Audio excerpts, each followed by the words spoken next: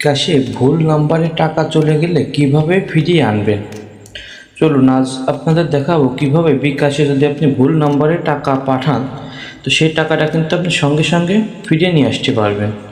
আমি একটি নাম্বার এখানে দিয়ে দিচ্ছি যে নাম্বারে বিকাশ খোলা নাই। এই নাম্বারটা দিয়ে আমি এই নাম্বারে 100 টাকা সেন্ড করব। আমি আমার পিন নাম্বারটা দিয়ে দিলাম, দিয়ে আমি এই নাম্বারে 100 টাকা সেন্ড করে দিলাম। এই নাম্বারে কিন্তু বিকাশ খোলা নাই।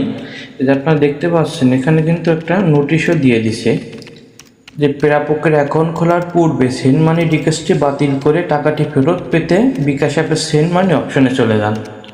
তো আমি এখন সেন্ড মানি অপশনে চলে যাব। আমি আবার সেন্ড মানি অপশনে চলে যাব।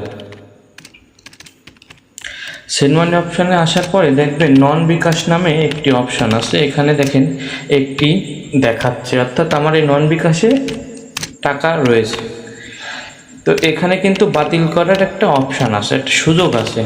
আপনি যদি কখনো যে নাম্বারে বিকাশ খোলা নেই সেই নাম্বারে যদি ভুল করে টাকা পাঠিয়ে দেন তাহলে কিন্তু সঙ্গে সঙ্গে আপনি আবার সেটা বাতিল করতে পারবেন। আমি এখন এটা বাতিল করে দেব।